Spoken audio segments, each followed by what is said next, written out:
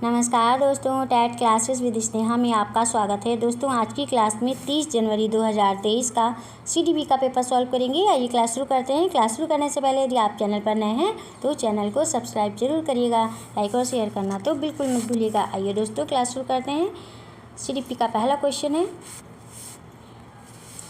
विकास एक डैश में क्या फिल करेंगे दोस्तों? प्रक्रिया है जिसकी शुरुआत डैश में क्या फिल करेंगे दोस्तों के समय होती है। फर्स्ट का कौन सा ऑप्शन सही होगा दोस्तों? फर्स्ट का ए ऑप्शन सही हो जाएगा। ए ऑप्शन है जीवन भर चलने वाली गर्भधारण। विकास एक जीवन भर चलने वाली प्रक्रिया है जिसकी शुरुआत गर्भधारण के समय होती है। विकास एक ऐसी प्रक्रिया है जो माँ के गर्भ में गर्भधारण के क्षण से शुरू होती है और मृत्यु के समय तक चलती रहती है। यह कभी ना खत्म होने वाली प्रक्रिया है। परिवर्तन भले ही छोटे और धीरे धीरे व्यक्ति के व्यक्तित्व से सभी आयामों में जीवन भर होते रहते हैं। नेक्स्ट क्वेश्चन है दोस्तों, सेकंड क्वेश्चन है, पहले एक बच्चे में कुछ गतिक परिपक्वता होनी चाहिए। रीज़न है सीखना विकास पर निर्भर है। सही विकल्प चुने दोस्तों। सेकंड का कौन सा ऑप्शन सही होगा दोस्तों? ऑप्शन इस प्रकार से हैं। सेकंड का ए ऑप्शन सही हो जाएगा। ए ऑप्शन है, ए और आर दोनों सही हैं और आर सही व्याख्या करता है ए की। नेक्स्ट क्वेश्चन है, थर्ड क्वेश्चन, सामाजिकरण एक डैश में क्या फिल करेंगे दोस्तों? प्रक्रिया है जिसमें सामाजिकरण की विभिन्न संस्थाओं के आपसी संबंध डैश में क्या फिल करेंगे दोस्तों? इस क्वेश्चन का कौन सा ऑप्शन सही होगा? ऑप्शन इस प्रकार से है। थर्ड का सी ऑप्शन सही हो जाएगा दोस्तों। सी ऑप्शन है जटिल महत्वपूर्ण है। सामाजिकरण एक जटिल प्रक्रिया है जिसमें सामाजिकरण की विभिन्न संस्थाओं के आपसी संबंध महत्वपूर्ण हैं। सामाजिकरण प्रक्रिया क्या होता है दोस्तों? मूल्यों और मानदंडों को अपने आप में आत्मसात करने या समाज में रहने के तरीकों को सीखने की प्रक्रिया को सामाजिकरण की प्रक्रिया कहा जाता है। सामाजिकरण एक जटिल प्रक्रिया है जिसमें सामाजिकरण की विभिन्न संस्थाओं के आपसी संबंध महत्वपूर्ण हैं। नेक्स्ट क्वेश्चन है दोस्तों, फोर्थ क्वेश्चन है, किस चरण में बच्चे मूर्त समस्याओं को तर्कपूर्ण ढंग से सुलझा पाते हैं परंतु उन्हें निगमनात्मक सोच करने में कठिनाई होती है? फोर्थ का कौन सा ऑप्शन सही होगा दोस्तों? फोर्थ का सी ऑप्शन सही हो जाएगा। सी ऑप्शन है मूर्त संक्रियात्मक।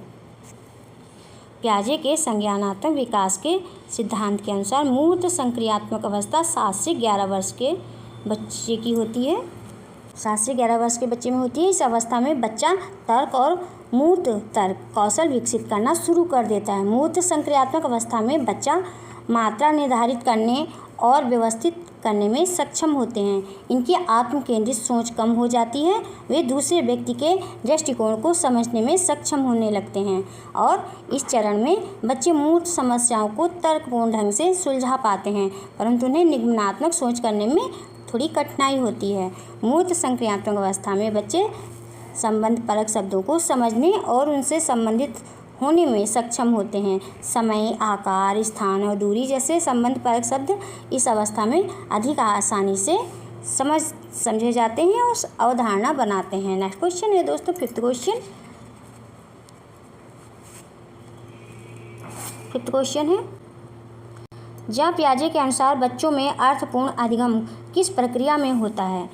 फिफ्थ का कौन सा ऑप्शन सही होगा दोस्तों? ऑप्शन इस प्रकार से है। फिफ्थ का डी ऑप्शन सही हो जाएगा दोस्तों। डी ऑप्शन है खुद से आरंभ की गई गतिविधि व खोज में। जीन पियाजे के अनुसार बच्चों में अर्थपूर्ण अधिगम खुद से आरंभ की गई गतिविधि व खोज में प्रक्रिया द्वारा होता है। अर्थपूर्ण या सार्थक अधिगम तभी होता है जब शिक्षार्थी कार्यों और क्रियाकलापों में भाग लेते हैं। सक्रिय भागीदारी शिक्षार्थियों की चिंतन शक्ति को सक्रिय करती है और अवधारणा की उनकी समझ को बढ़ाती है। नेक्स्ट क्वेश्चन है दोस्तों, सिक्स्थ क्वेश्चन है, पियाजे द्वारा प्रस्तावित चरणबद्ध क्रम के बारे में कौन सा वाक्य सही नहीं है? सिक्स्थ का कौन सा ऑप्शन सही नहीं है दोस्तों? सिक्स्थ का बी ऑप्शन है वो सही नहीं है। बी ऑप्शन है एक चरण को लांघ कर दूसरे चरण पर आगे बढ़ा जा सकता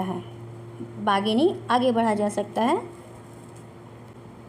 पियाजे द्वारा प्रस्तावित चरणबद्ध क्रम के बारे में कि एक चरण को लांघकर दूसरे चरण पर आगे बढ़ना सही नहीं है। नेक्स्ट क्वेश्चन है दोस्तों सेवंथ क्वेश्चन है, कोहल वर्ग के अनुसार नैतिक विकास के पूर्व पारंपरिक स्तर की क्या विशेषता है दोस्तों? सेवंथ का कौन सा ऑप्शन सही होगा? सेवंथ का बी ऑप्शन सही हो जाएगा। बी ऑप्शन है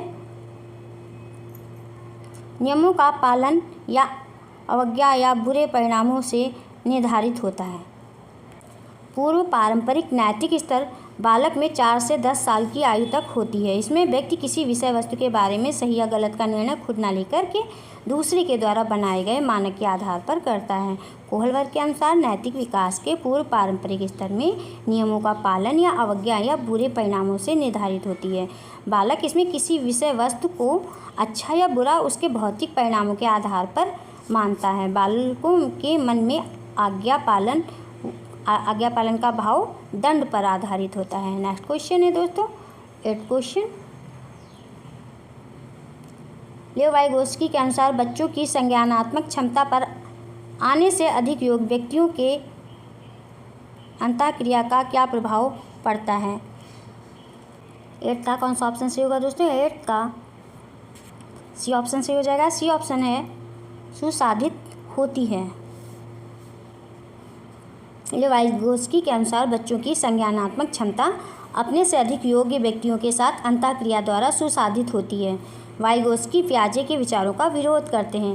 पियाजे के अनुसार संज्ञानात्मक विकास केवल शारीरिक और जैविक क्षमताओं पर निर्भर है, लेकिन वाइगोत्स्की इसका विरोध करते हैं। उनके अनुसार संज्ञानात्मक विकास सामाजिक कारकों पर भी निर्भर करता है। नेक्स्ट क्वेश्चन है दोस्तों 9th क्वेश्चन,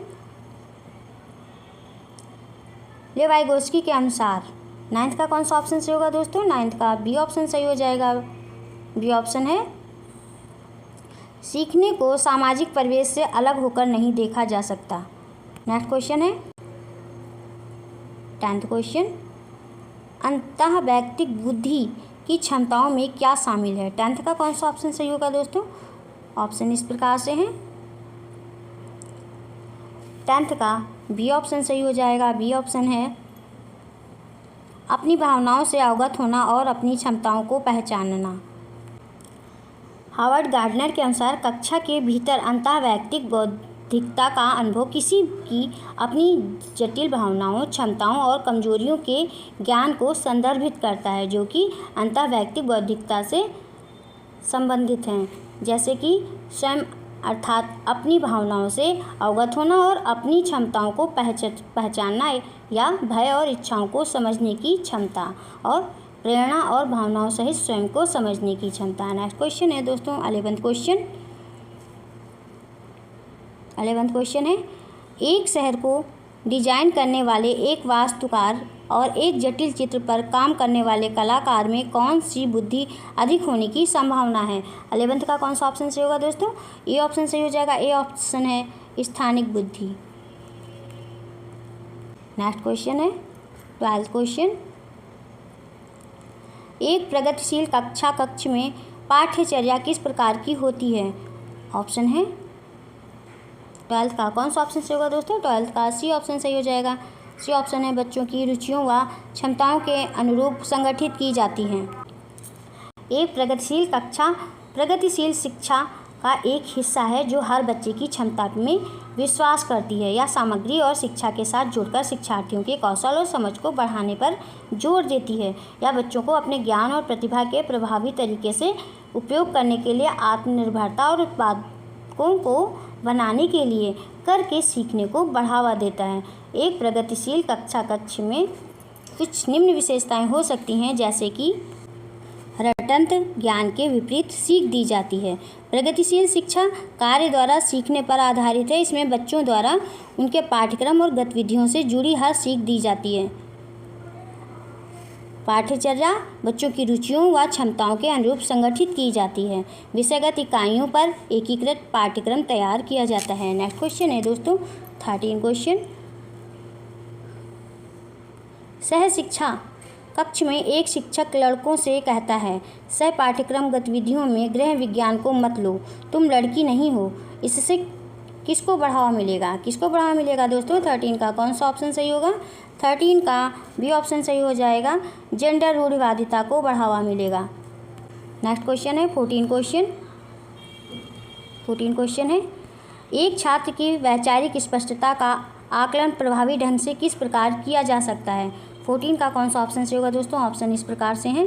14 का बी ऑप्शन सही हो जाएगा। बी ऑप्शन है, विद्यार्थी को दैनिक जीवन में अवधारणा के अनुप्रयोग के बारे में सोचने के लिए कहकर। नेक्स्ट क्वेश्चन है 15 क्वेश्चन है, समालोचनात्मक चिंतन को प्रोत्साहित करने के लिए एक शिक्षक को चाहिए कि वे। इस क्वेश्चन का कौन सा ऑप्शन सही होगा दोस्तों? 15 का ए ऑप्शन सही हो जाएगा। ए ऑप्शन है, कई दृष्टिकोण को स्वीकार करें।